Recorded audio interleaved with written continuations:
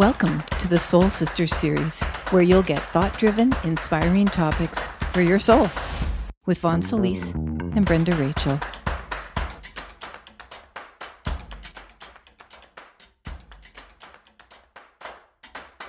Okay, so welcome to another episode of Soul Sisters. I am Vonne. I am Brenda. And together we are the Soul Sisters.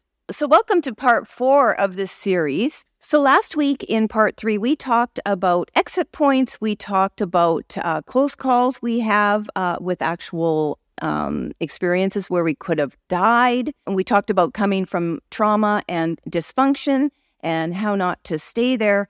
And then we started a little introduction on manifesting. And so today we're going to be talking about the contrast between living in pain of whatever type and basically not wanting to be on the planet, but the contrast with that and having a spiritual life where everything is perfect and whole and we don't need to suffer. So welcome to this episode, and let's get started, sis. Okay.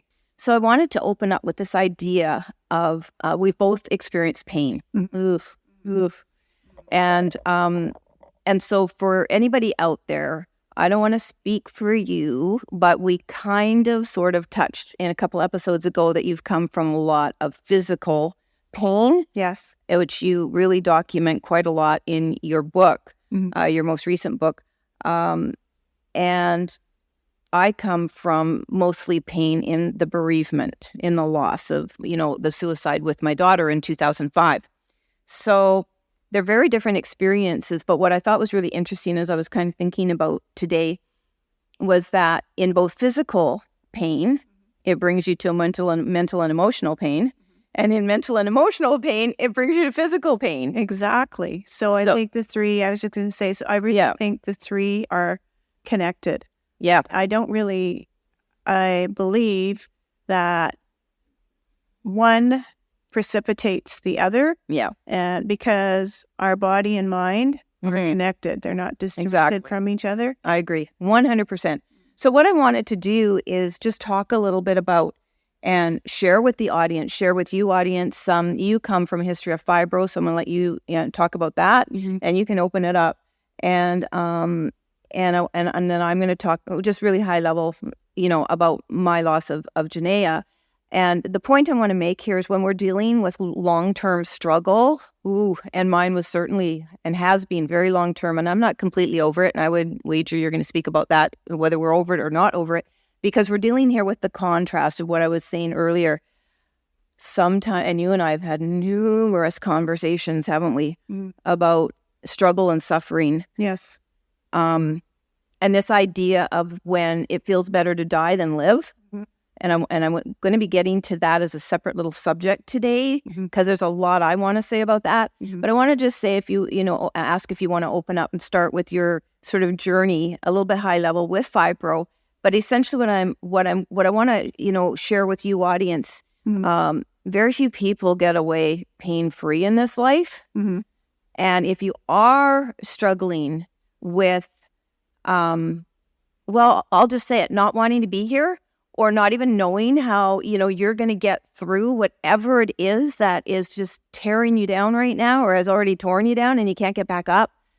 Well, we want to offer you some inspiration. So let's open it up, and you start with how your physical struggles, if you think they started with fibro, and just what that impact, sort of almost in chapters, not what you did about it, but just overall impact, what it did to you physically, mentally, and emotionally. I started being very ill in 1994 and right through to 1996. Right. And so I wasn't diagnosed until 1996 with fibro. Okay. I always thought that I had a very bad flu, but I would always be off work for much longer than normal people would be off with a bad flu. And finally I found this wonderful doctor who diagnosed me, sent me to a rheumatologist, who then did tests, and we found out what it was. However, prior to this, or when I was looking back at my history of these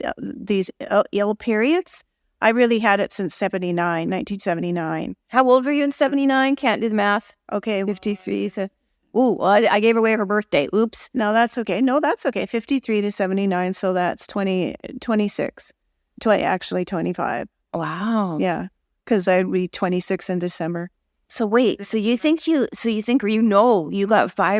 symptoms of fibro at 25? Mm-hmm.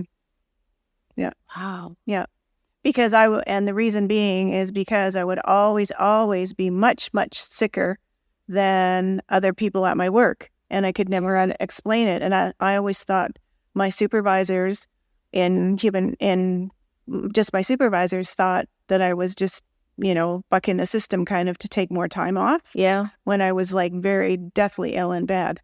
And because there is no cure for it today, right? Still. Present day, there's no cure for it. Yeah. So it was very hard to diagnose what I had. And because the symptoms are so parallel to other things. Yeah. Right? So anyways, because it affects 9 areas of the body. Oh. And I had 7 of the 9 areas affected.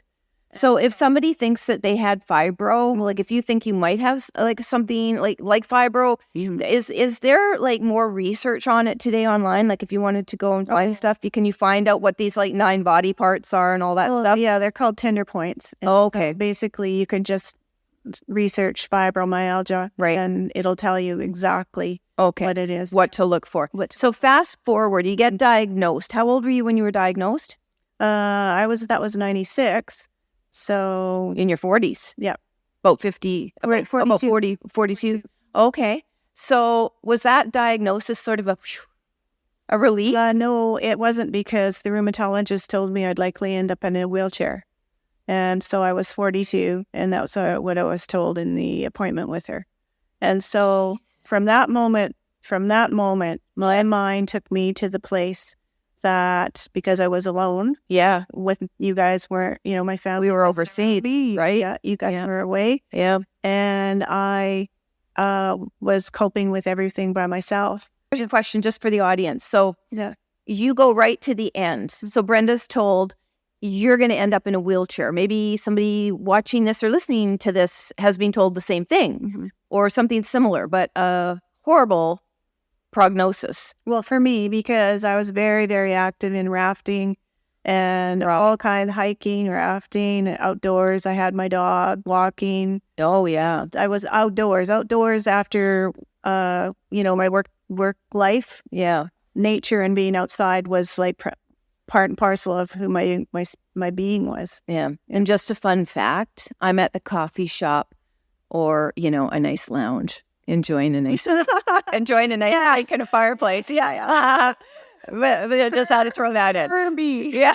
Yeah. Inside, outside. Yeah. So here's the thing. When do you think that, how do I want, and this is just an opinion. I have no idea if people do this, but do you think it's natural to kind of go to that end prognosis and get stuck there? Like, do you think so? Well, absolutely. Because at that time, in 1996, they had no cause and they had no cure. So right now they have no cure, but they have sort of defined what the causes are. Right. And people can research that on. Yeah, of course. For more. Yeah, of course. Yeah, but we're just talking about Brenda's situation. My situation was, so I'm here with a diagnosis that nobody can do anything for. Wow. And nobody knows anything really about it. Yeah. So that will have impacted, or should I just ask you, did this impact? Well, no, this didn't impact me with not wanting to be here anymore. No.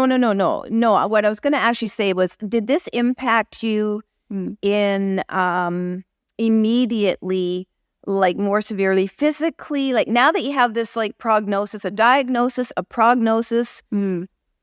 Like, how long did you struggle with that? Like, how many years? Like, what did that do to you? Well, this was in 1996 after 2 years of extreme ill health. Yeah. And then I finally found the new doctor who sent me to the rheumatologist. So this was at the end of my journey of finding out what all the years from 1979 up to 1996 had been about. Okay. So it wasn't like all of a sudden I'm given this information and I can now deal with it. Now it was like, okay, this is what's been happening to me in my life and what's going on in my body. Yeah. And you're going to end up in a wheelchair, likely to end up in a wheelchair, and there's no cause and there's no cure.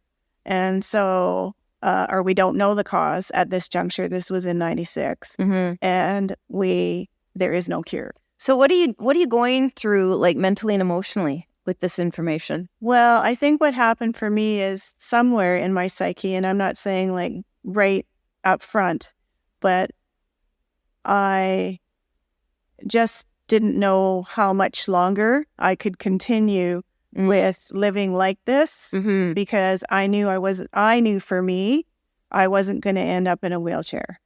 For me, and I have the highest regard for all of the people who are in wheelchairs. Of course. But I'm just saying for my own situation, that to me seemed like it was going to be a sentence worse than death. Yeah. So for me, because by myself, no support, no help, it was just, I couldn't fathom. It was a mountain you weren't going to be able to climb, literally. I had, with no support system and whatever. Right. So anyway, what ended up happening, and then also what happened was my health really, really declined. Of course, because the mind is feeding in to what it's been told. Yeah. And so the body is responding to the devastation of the emotional trauma of hearing this news. And so my body is just totally breaking down. And so how many years did you go with the body breaking down before? And again, we're just audience staying kind of high level right now. Brenda does document this in her book, very detailed, and you break it down beautifully into chapters. If you want to remind them, what's the name of your book again? Sure. My book is called Broken Spirit, Awakened Soul, My Journey of Healing with the Angels. And we're going to have a link to that below, and the work I do also. But I wanted to say I did read it. I actually learned a lot about you. There's one sister actually reading her sister's book, and I loved it. And that's actually what kickstarted this whole Soul Sisters series. We've been talking about it, but it was like once I read that, I went, wow, we have so many experiences that are so similar, but they come from, we come from just such polar opposite places. That's the reason we're doing this. We're doing it as help for others, but we're also leaving it as a legacy for each other, which we think is really cool. No, we do. Don't we? We love each other so because we talk a lot about when one or the other is gone. Of course, this one thinks she's going first, but you never know. But because I want to live till like 102, she might be right. Yeah. But anyway, what a beautiful gift that we're leaving each other. Yeah. And talking about these things are really important because the more I talk to people, I've told you this, right? Some of the really deep stuff, like I really want to talk about, is with you, and really hash it out, which we do all the time. Yeah. So I just want to interject here. Yeah. So from 94 to 96, I really just tried to do my best. I continued working and doing all this kind of stuff, but I finally went off on disability in May of 1996. Was this after the diagnosis? Yes. So now you go on disability. Go on disability. Exactly. Was that the start? You had several disabilities. Was that the start of your several disabilities in 96? Yes. Okay. Yes. And again, Brenda documents a lot of that in her book. So what I want to get at, so you're faced with this life sentence, death sentence, two different things, but kind of the same. And so fast forward, what was the age that you had your turning point? Like your absolute turning point, I'm staying on the planet. So you go on all these disabilities from 1996 over a period of a number of years. Yeah, I had 4 altogether between then and 2016. So that's 20 years. That's 20 years.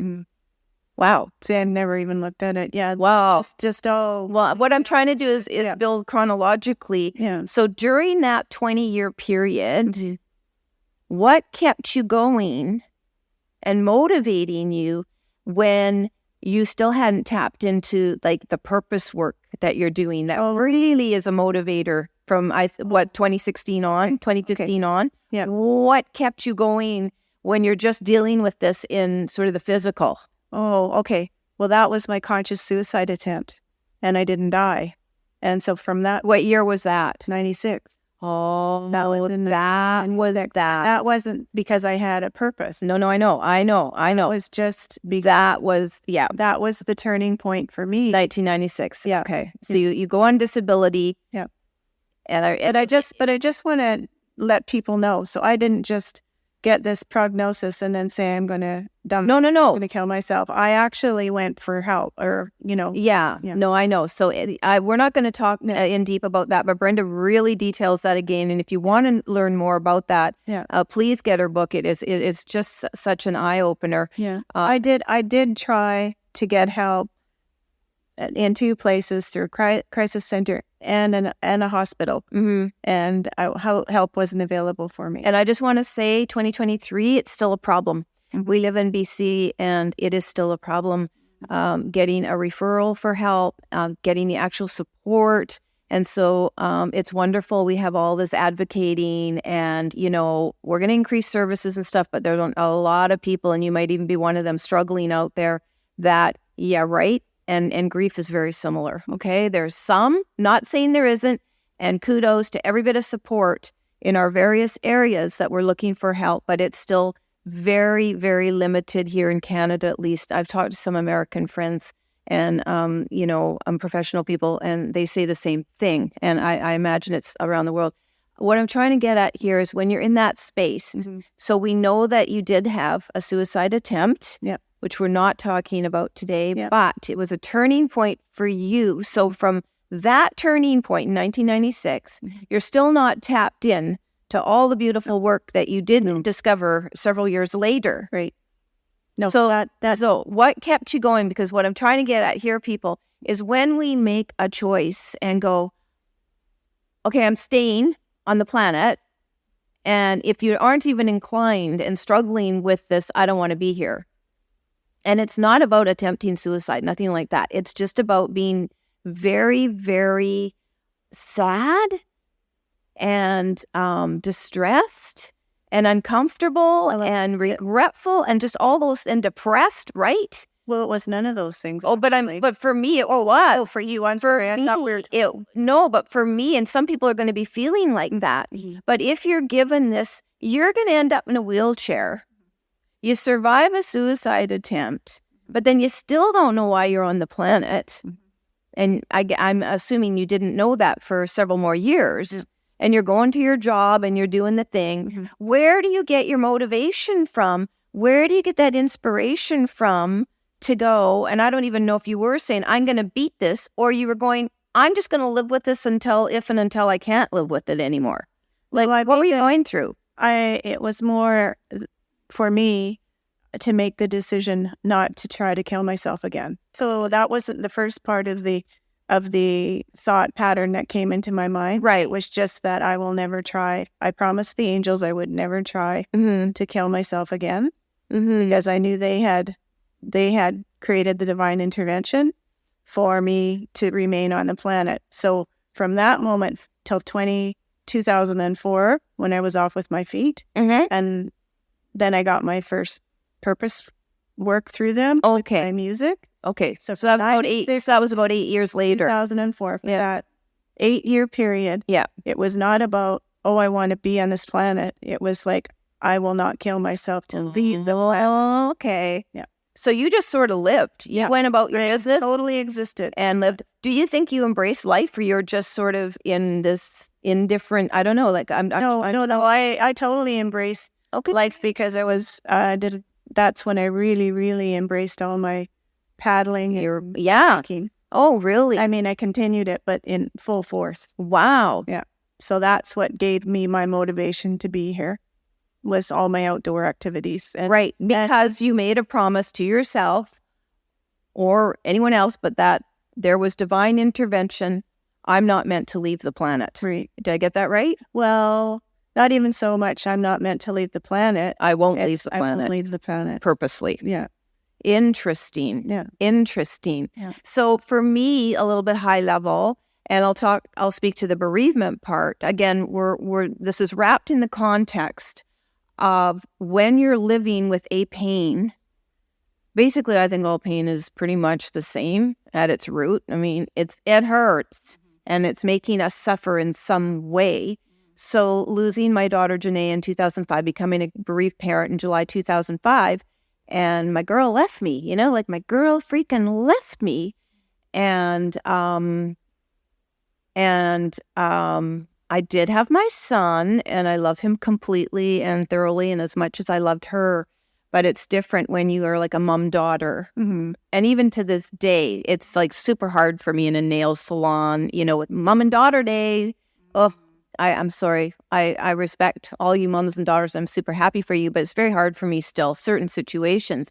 Mm-hmm. And so, but in the beginning of my bereavement, and I would say up until that point, I had lived a very purposeful life from the time I was 25 because I was brought to, I wouldn't say my purpose, but I was absolutely brought to my knees, hence embraced a spiritual practice. You and I talked about this way back in part 1, when I thought I was going to lose her, ironically, when I was 6 months pregnant, and I'd only gained 4 pounds. And so I had gone for an ultrasound, and they told me at the hospital that she was just fine, but I better eat. And I was going through a breakup with her dad. And so, sometimes you are, you think you're eating. I thought I was eating. I wasn't eating. And anyway, so the total of that, at the end of that pregnancy, when she was born, I'd only gained 13 pounds. Oh, my goodness. Right. And so for me, she was my miracle. Mm-hmm. And she was now I wasn't struggling with wanting to leave the planet, obviously, at this point, but she was the miracle for me that was like opened me up to wanting to be the best I could be. And therefore I knew I couldn't do that just on my own. So that's when I started getting into a spiritual practice and continued it until she passed away at the age of 22. So 22 years later. And so I'd been in my spiritual practice at that point for 23 years. So those beginning hours, literally hours, days, weeks, because everything just slowed down and it was such a grind. And I'm just being really honest here and acknowledging that for people because it can be like that. And to get me out of the darkness, you had gotten me into angels. They were my lifesaver. Yeah, mine too. Oh my God, they were my lifesaver. So that's like 18 years ago. I got into angels 19 years ago, just 8 months or so before she died. Yes, I could say transcended and into the afterlife. And I do often talk about that. But today I'm talking the hardcore physical loss. She's dead, right? In physical. Yeah. I can't go clothes shopping with her necessarily in the afterlife. Mm-hmm. So I'm talking about that physical pain where you just go, I can't do this. Mm-hmm. That's where, similar to your situation, like death looks better than living. Absolutely. So I struggled for a long time with that. Never, ever, ever, entertaining the idea at all, I would take my own life. But because I didn't trust myself, let's just put it this way, I never went and asked for Valium from a doctor to get through those horrendous first few weeks and months. I did not do that. I obviously had something ingrained and inbuilt within me enough that I took care of myself to the best of my ability. So I think that my purpose at that time was definitely my son, your nephew. Mm-hmm. He is my purpose. And I did the best I could, which was very limited for the first, for sure, year, maybe 2. But his dad stepped in. We were married, so he, was 24/7. He stepped in and sort of took over a lot of those responsibilities. But I think for me, a turning point was when we went to train as angel therapy practitioners with Doreen Virtue. Yeah. And that fire ceremony we went through, which we went through a fire ceremony. It was amazing. And you basically wrote, you wrote what you wanted to release or what you wanted to intend in any way. You threw it wrapped it around this rock and put it into this fire pit that was through a ceremony. It was really kind of cool. And I made a commitment then that I was going to, once again, similar to when I was pregnant, be the best, or when she was born, I guess, be the best I could be, me, for her. And that's what kept me going. So I think the point I want to make, and you can speak to this, is we need to find something to grab onto when something threatens to take us out, whether it's loss or, some kind of physical, illness, disease, whatever is going to incapacitate us. And what I will say, and I'd love you to say, what you think about this too, for your own self. I'm just starting, and you would probably know this, but I'm just starting in kind of like the last year, maybe even just the last few months, because every time I try and put a timeline on it, I think, no, it didn't start back then, but the stronger I get, I'm starting to live for me, not live just for my daughter. And some of you will understand what I'm saying there. It's like needing and wanting to be the best I can be. It's switched from needing and wanting to do that for Janaea, largely so as not to tarnish her memory and make it wrong that she left. And if I allowed my life to be ruined by that, what does that say about her choice? Which we're going to talk about in a little bit, very brief, very generally. And I just wanted to, so I just wanted to say your thoughts on that, ask your thoughts on that, but also say when we reach that point, I think it's great if we start out inspired and motivated, and I might not even say inspired at this point, just motivated, and it's not yet for us and coming from within us. It's something we can see just down ahead a little bit. A-okay, because I'm a firm believer if we keep to that road, one day we will feel inspired and one day we will be doing it for us. What do you think? You agree? Yes, I do. And I guess in my situation, I just wanted to make sure that I let people know as part of my journey, I was always involved in some kind of spiritual practice. So I've never not been, whether it was a Christian church or the Baha'i faith or non-denominational churches or an Anglican church or whatever. I've always, even through my suicide attempt, etc. Like I was always connected to spirit. And so for me, I never made wanting to leave the planet like a sin or anything like that, because I didn't believe that. I believed it was a choice for me to be here or not be here, and that was my choice. And that had nothing to do with whether or not spirit loved me or I loved spirit or I could have any kind of relationship with an external God presence, because I believe that I'm just at all times with my spiritual source. We're never disconnected. Yeah, it's wonderful that you had that. And I think faith is really important. I've talked to a lot of bereaved parents, people who've come from difficulty, and we all kind of circled back to, we all had faith in something. Yeah. Faith does not necessarily have to be God, religion, anything that, is coming from what we would traditionally connect faith to. It can come from just, faith. I know I need to wake up tomorrow morning and feed my fish. I have faith that I'm going to do that.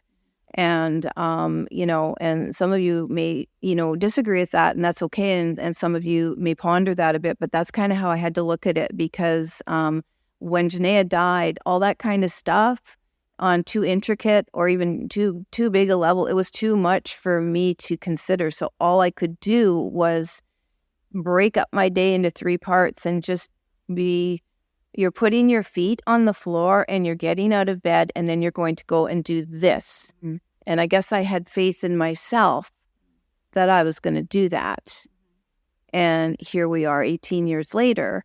And that's why it feels kind of like when I try and put a timeline on, and I'm just thinking about this now, actually, how well I'm doing and, how much more independent and how much stronger I'm feeling, because I literally had to build myself from nothing.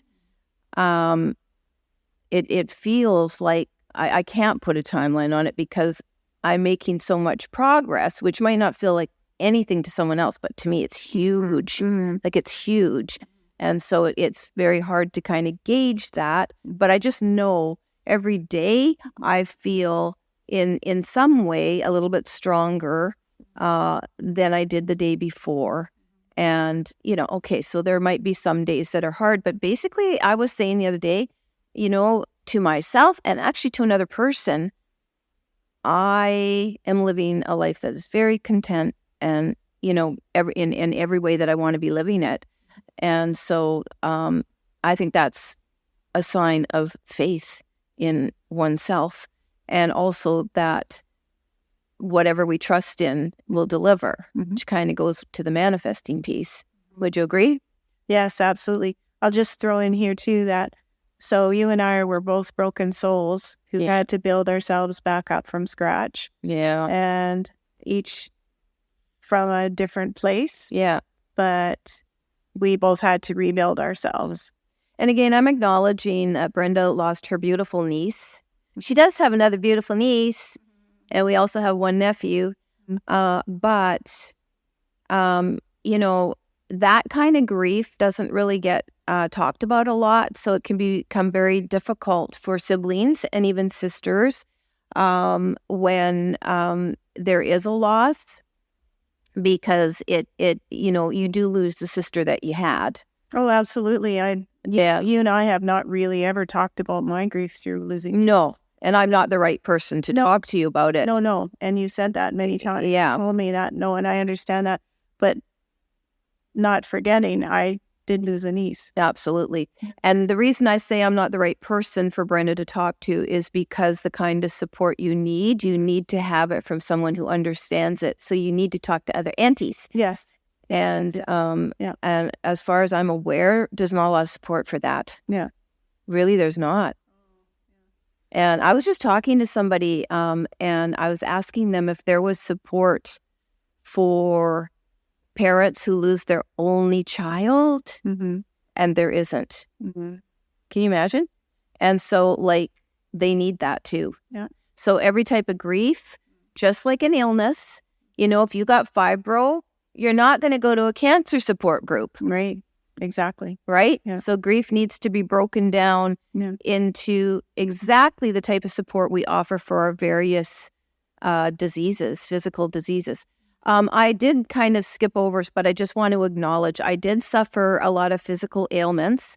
Mine were not critical, but just like you, having to be always on sick and not recovering like other people would. I went through the exact same thing when I went back to work in 2009. I mean, really back to work. I did some odd jobs before that, but I went back to work when I felt like I guess I could kind of do that job. And because I had basically lost touch with my abilities and did not understand I could do more than work at a gas station. All due respect to anyone that works in, cashier, gas stations, liquor stores. I loved selling the liquor, by the way, but I wasn't drinking it. But it was like there was something repetitive about sliding the bottle through the scanner. But I was diagnosed with PTSD in 2014. So 9 years later, and I understand that pattern was soothing. It's kind of like you can comb your hair, brush your hair, and you count the strokes, things like that. That's one way it soothes the trauma. Yeah, I did not know that. Yeah. And so I just loved, sliding those bottles through. And I could never understand that. And I'm just kind of figuring that piece out now, because I've long known that like counting or rhythm, so like a dance or drumming or just something like that can really, it does something. And anyway, it definitely works to soothe my brain. And I'm much, much, much, much better once I understood and had a diagnosis. And yes, this is what I have. It took another 4 years for me to embrace that and understand it, and then go, okay, I'm going to manage this. And it is something, I think an awful lot of bereaved people and suicide survivors and anybody else dealing with something like a traumatic death, I think it's missed a lot, that people, the trauma piece of that, some of whom, develop PTSD. So that's my piece. But interesting, see the years of living with something, not getting it diagnosed, then getting it diagnosed, and then going, okay, this makes sense now. All these years I've been acting a certain way. Makes sense. Right? Anyway, that's just a touch of what we could otherwise end up talking about. So I just want to really give a nod really quickly here. We're talking about 2 more things today. I want to talk a little bit about the stigma of wanting to die. And the reason I want to talk about that is you actually mentioned it a little bit, earlier, that you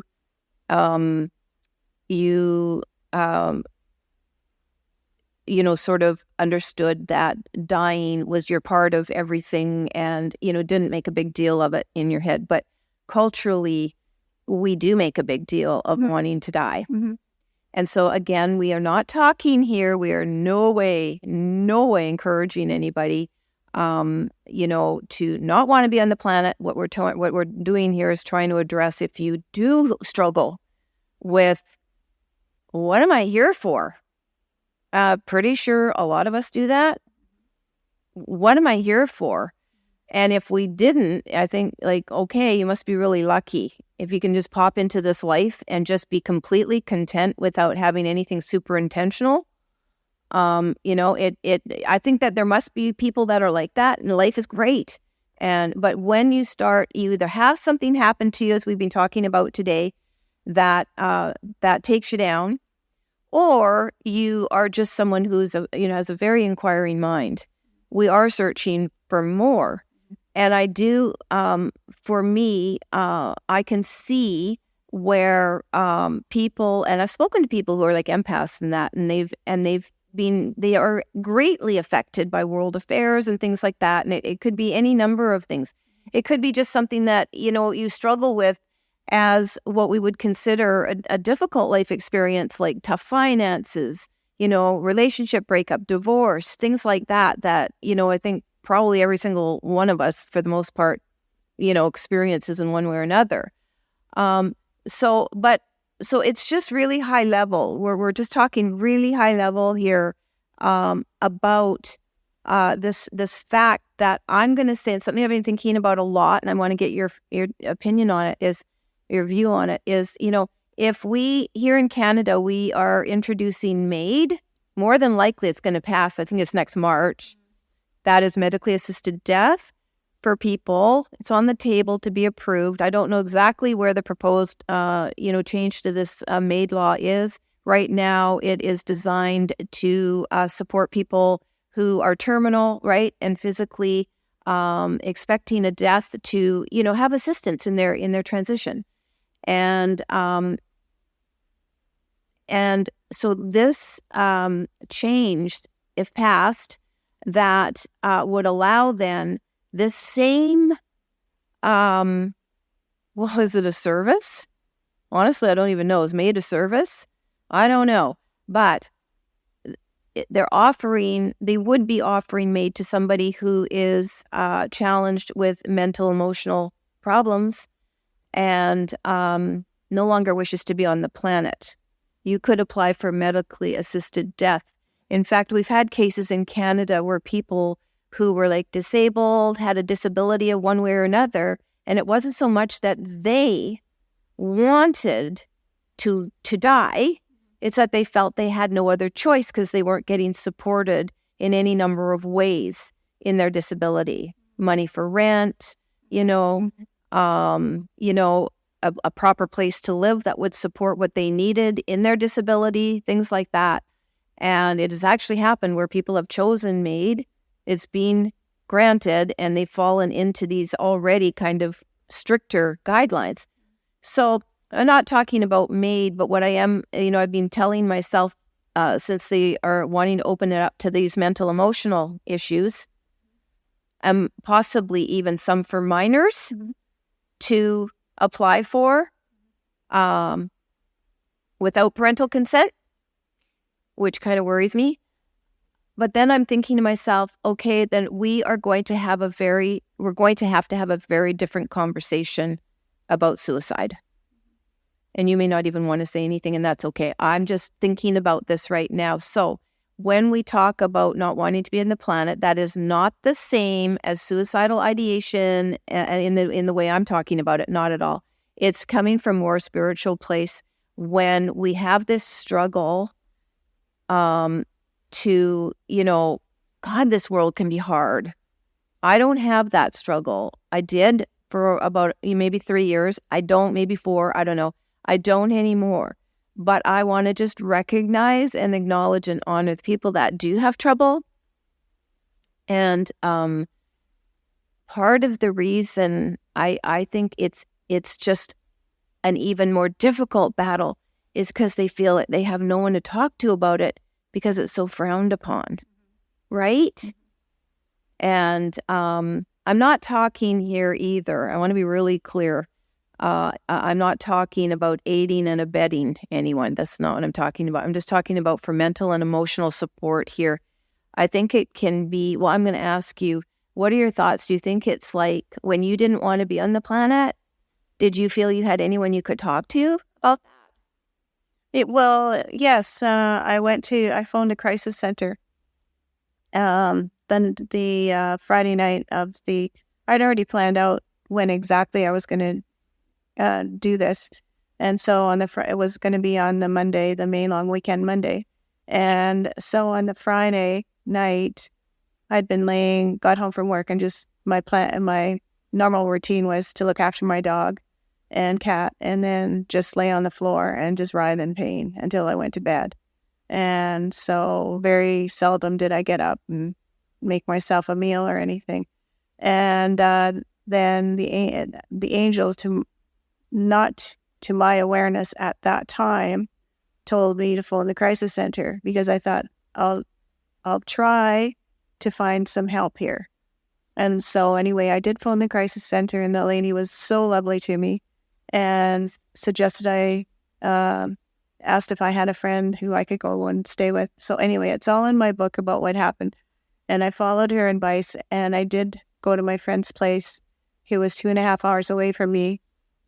We did go to emergency in the hospital, and I was turned away because I didn't live in that area. Shocking. I'm just going to say shocking, but they have their rules. Yeah, but she knew exactly what my plan was. Wow. Not the timeline, but that I was very, very suicidal. And, I was turned away because I didn't live in that area. So did you feel unsupported? Oh, at that time, it even more... it even clarified even more that there was no help, because that was the first time I had reached out for help. Yeah. And then, you don't get it. Sorry, go to, yeah. So here, all I want to just say is about MAID and living and dying from my perspective is there are two facts, two true things that I know for sure for me. I was born and I'm going to die. Yeah. Okay, those two things are absolute fact. Nobody can dispute that. Right. And I think that from my understanding and conversations with many, many people, that many people are afraid of death. And I think that if we embrace death and we talked about it, and we had conversations about it, instead of like as we were saying in the beginning, we talked frequently about what's going to happen in our plans for when one of us goes, especially me being on my own. And so having my knowing my things are going to be taken care of for me when I no longer live here. But what I want to say is that if we embraced the fact that we're going to die instead of being so deathly scared of it, pardon the pun there, but I missed that. I must be asleep. No. Wake up for Soul Sisters. I just caught it too. But anyway, it's just what came out. It just what came out of my mouth is that we would not be afraid of the process, because no matter how we look at it, we don't want to talk about it. We don't want to think about it. It's going to happen, guys. Everybody on this planet is going to die. And so that is a fact. And, there's nobody can dispute that. The one thing that I learned very, very early on was when I was 13, I wanted to always go to Australia.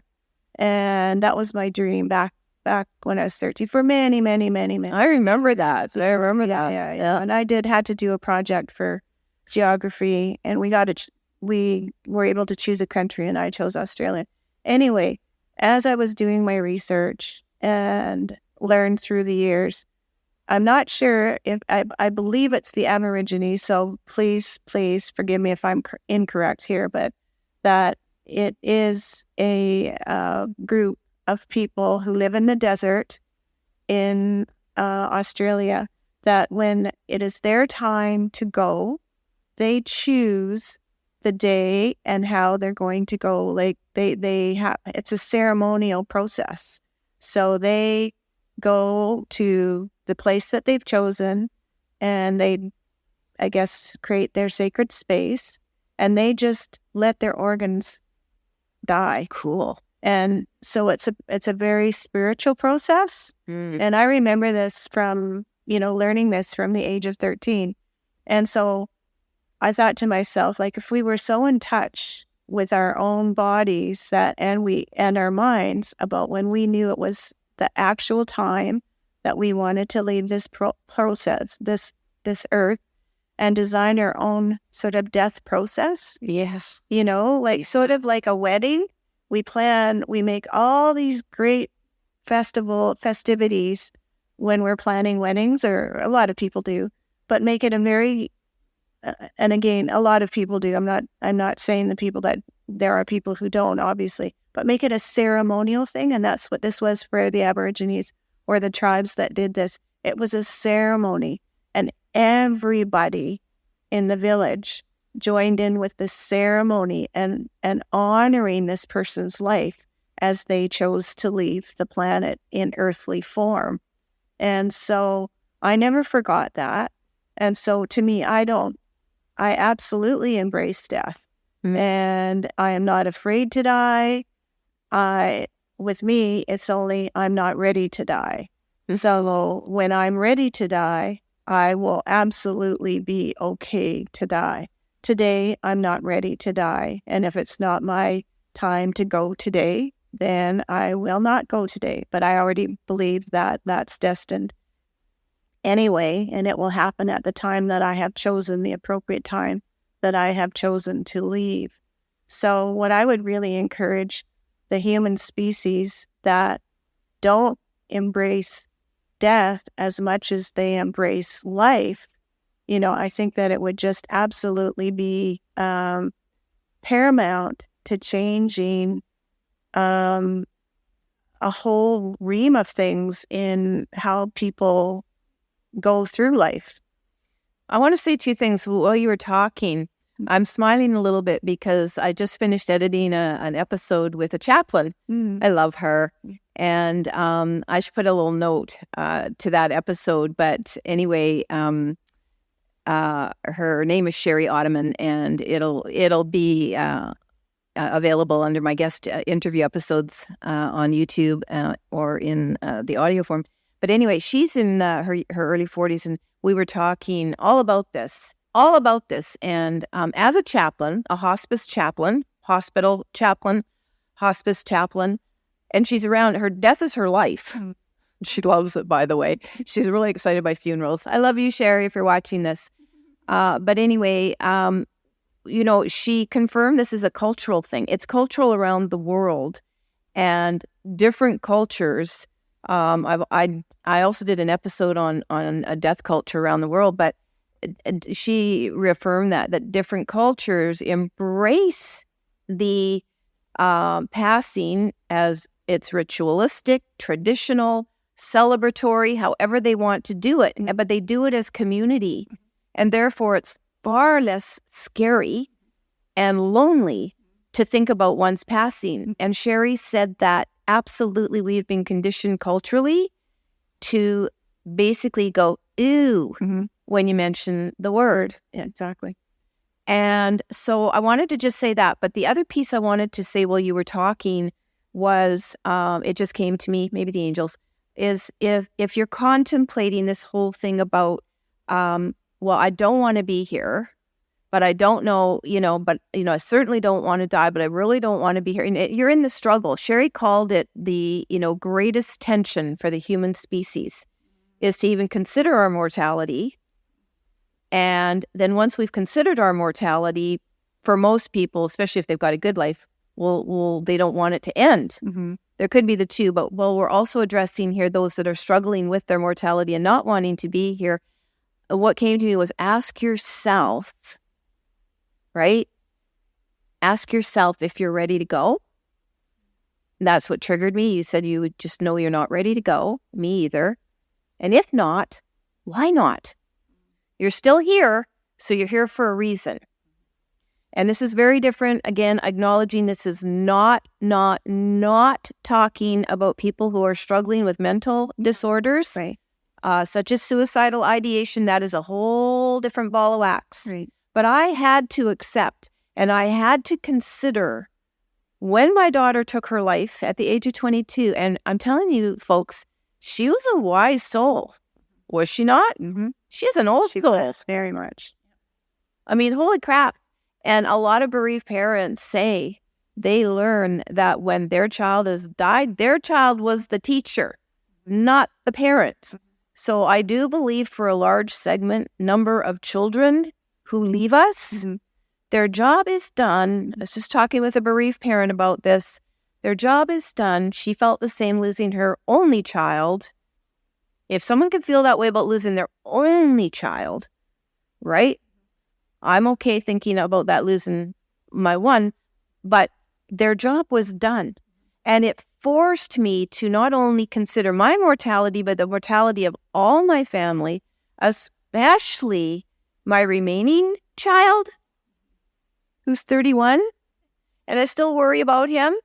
But my struggle there is understanding if he goes before me, I have to accept it.